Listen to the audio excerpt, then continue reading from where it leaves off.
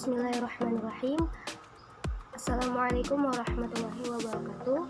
Perkenalkan, nama saya Zakia Eka Putri dari kelas 2G NIM 2053312 absen 3. Di sini saya akan menjelaskan materi yaitu Pancasila sebagai sistem filsafat.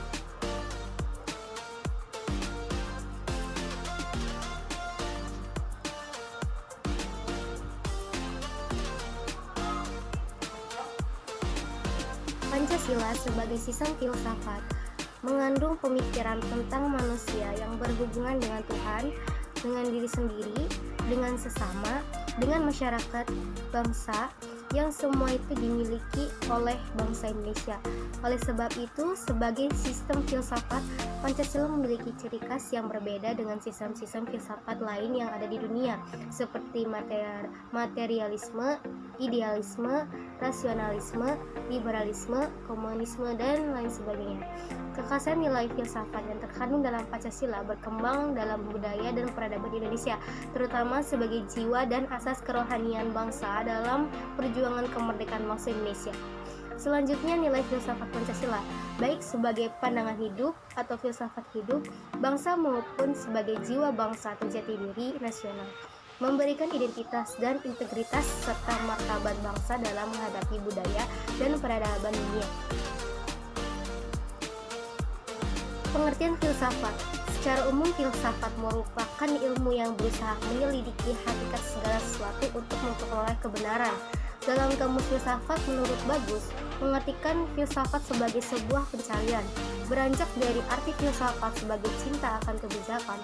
Menurut Bagus, arti itu menunjukkan bahwa manusia tidak pernah secara sempurna memiliki pengertian menurut tentang segala sesuatu yang dimaksud kebijaksanaan, namun terus-menerus harus mengejarnya.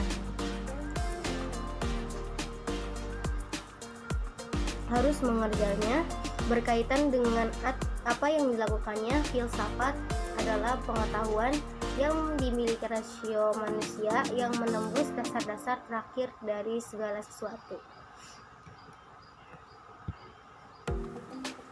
Filsafat Pancasila. Filsafat Pancasila dapat didefinisikan sebagai refleksi kritis dan rasional tentang Pancasila sebagai dasar negara dan kenyataan budaya bangsa dengan tujuan untuk mendapatkan pokok-pokok pengertiannya yang mendasar dan menyeluruh. Pancasila dikatakan sebagai filsafat karena Pancasila merupakan hasil permenungan jiwa yang mendalam yang dilakukan oleh the founding father Indonesia yang dituangkan dalam suatu sistem. Pengertian filsafat Pancasila secara umum adalah hasil berpikir atau pemikiran yang sedalam-dalamnya dari bangsa Indonesia yang dianggap dipercaya dan diyakini sebagai kenyataan. Norma-norma dan nilai-nilai yang benar, adil, bijaksana, dan paling sesuai dengan kehidupan dan kepribadian bangsa Indonesia. Dasar ontologis Pancasila. Dasar ontologis Pancasila ini memiliki 3 dasar. Yang pertama ada ontologis, yang kedua ada epistemologis, yang ketiga ada aksiologis. Dasar-dasar ontologis Pancasila menunjukkan secara jelas bahwa Pancasila itu benar-benar ada dalam realitas dengan identitas dan entitas yang jelas. Melalui tinjauan filsafat dan ontologis, Pancasila mengungkap status istilah yang digunakan, isi dan susunan sila-sila, tata hubungan, serta kedudukannya. Dengan kata lain, pengungkapan secara ontologis itu dapat memperjelas identitas dan entitas Pancasila secara filosofis. Menurut Kailan, menjelaskan dasar ontologis Pancasila pada hakikatnya adalah manusia yang memiliki hakikat mutlak monopolaris. Manusia Indonesia menjadi dasar adanya Pancasila. Manusia Indonesia sebagai pendukung pokok sila-sila Pancasila secara ontologis memiliki hal-hal yang mutlak, yaitu terdiri atas susunan kodrat raga dan jiwa, jasmani dan rohani, sifat kodrat manusia sebagai makhluk individu dan sosial, serta kedudukan kodrat manusia sebagai makhluk pribadi diri sendiri dan sebagai makhluk Tuhan Yang Maha Esa. Dasar epistemologis Pancasila. Epistemologis Pancasila terkait dengan sumber dasar pengetahuan Pancasila. Eksistensi Pancasila dibangun sebagai abstraksi dan penyederhanaan terhadap realitas yang ada dalam masyarakat bangsa Indonesia dengan lingkungan yang heterogen, multikultur, dan multietnik, dengan cara menggali nilai-nilai yang memiliki kemiripan dan kesamaan untuk memecahkan masalah yang dihadapi masyarakat bangsa Indonesia. Dasar epistemologis Pancasila juga berkaitan erat dengan dasar ontologis Pancasila, karena pengetahuan Pancasila berpijak pada hakikat manusia yang menjadi pendukung pokok Pancasila. Secara lebih khusus, pengetahuan tentang Pancasila ini yang sia-sia di dalamnya merupakan abstraksi atas kesamaan nilai-nilai yang ada dan dimiliki oleh masyarakat yang pluralistik dan heterogen adalah epistemologi sosial. Epistemologi sosial Pancasila juga dicirikan dengan adanya upaya masyarakat bangsa Indonesia yang berkeinginan untuk membebaskan diri menjadi bangsa merdeka, bersatu, berdaulat, dan berketuhanan yang Maha Esa, berkemanusiaan yang adil dan beradab, berpersatuan Indonesia, berkerakyatan yang dipimpin oleh kebijaksanaan dan permusyawaratan perwakilan, serta ingin mewujudkan keadilan sosial bagi seluruh rakyat Indonesia. Selain itu, sumber historis itu, menurut tinjauan epistemologis, Pancasila mengakui kebenaran pengetahuan yang bersumber dari wahyu atau agama, serta kebenaran yang bersumber pada akal pikiran manusia, serta kebenaran yang bersifat empiris berdasarkan pada pengalaman. Dengan sifatnya yang demikian, maka pengetahuan Pancasila mencerminkan adanya pemikiran masyarakat tradisional dan modern. Dasar aksiologis Pancasila. Aksiologis terkait serta dengan penelaahan atas nilai. Dari aspek aksiologi, Pancasila tidak bisa dilepaskan dari manusia Indonesia secara latar belakang, karena Pancasila itu bukan nilai yang ada dengan sendirinya, melainkan nilai yang diciptakan oleh manusia Indonesia. Nilai-nilai dalam Pancasila ini hanya bisa dimengerti dengan mengenal manusia Indonesia dan latar belakangnya. Menurut Kailan juga, nilai-nilai yang terkandung dalam sila 1 sampai sila 5 Pancasila merupakan cita-cita, harapan, dan dambaan bangsa Indonesia yang akan diwujudkan dalam kehidupannya.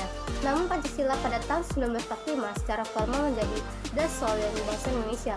Sebenarnya diangkat dari kenyataan real yang berupa prinsip-prinsip dasar yang terkandung dalam adat istiadat, kebudayaan, dan kehidupan keagamaan atau kepercayaan bangsa Indonesia. Oleh karena itu, sebagaimana dikutip oleh Kailan, Driarka menyatakan bahwa bagi bangsa Indonesia, Pancasila merupakan sein im sein. Pancasila merupakan harapan, cita-cita, tapi sekaligus adalah kenyataan bagi bangsa Indonesia. Hakikat sila-sila Pancasila. Kata hakikat dapat diartikan sebagai suatu inti yang terdalam dari segala sesuatu yang terdiri dari sejumlah unsur tertentu dan yang menunjukkan sesuatu itu, sehingga terpisah dengan sesuatu yang lain dan bersifat mutlak. Terkait dengan hakikat sila-sila Pancasila, pengertian kata hakikat dapat dipahami dalam 3 kategori, yaitu yang pertama ada hakikat abstrak, yang disebut juga sebagai hakikat jenis atau hakikat umum yang mengandung unsur-unsur yang sama, tetap, dan tidak berubah. Hakikat abstrak sila-sila Pancasila menunjukkan pada kata ketuhanan, kemanusiaan, persatuan, kerakyatan, keadilan. Kedua macam awalan dan akhir itu mempunyai kesamaan, dan dalam maksudnya yang pokok ialah membuat abstrak atau mujarot, tidak mewujud atau lebih tidak mewujud, artinya daripada kata dasarnya.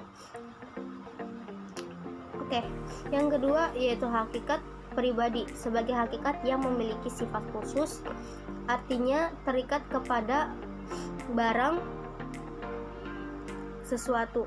Hakikat Pancasila menunjukkan pada ciri-ciri khusus sila-sila Pancasila yang ada pada bangsa Indonesia, yaitu adat istiadat, nilai-nilai agama, nilai-nilai kebudayaan, sifat dan karakter yang melekat dan ada pada bangsa Indonesia. Kemudian yang ketiga itu hakikat konkret yang bersifat nyata, sebagaimana dalam kenyataannya. Hakikat konkret Pancasila terletak pada fungsi Pancasila sebagai dasar filsafat negara. Dalam realisasinya, Pancasila sebagai pedoman praktis, yaitu dalam wujud pelaksanaan praktis dalam kehidupan negara, bangsa dan negara Indonesia yang sesuai dengan kenyataan sehari-hari, tempat, keadaan, dan waktu. Pancasila yang berisi 5 sila, menurut Noto Nagoro, merupakan suatu kesatuan utuh. Kesatuan sila-sila Pancasila tersebut diuraikan sebagai berikut. Yang pertama adalah kesatuan sila-sila Pancasila dalam struktur yang bersifat hierarkis. dan berbentuk piramida.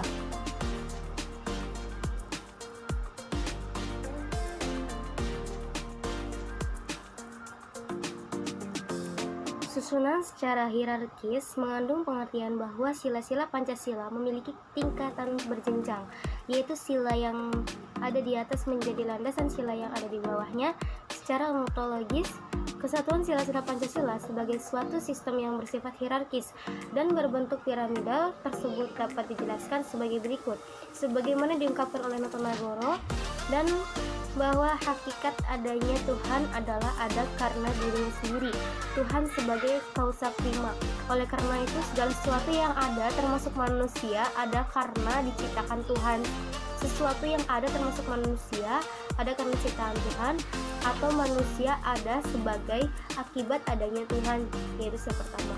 Adapun keadilan yang pada hakikatnya merupakan tujuan bersama atau keadilan sosial pada sila kelima, pada hakikatnya sebagai tujuan dari lembaga hidup bersama yang disebut negara.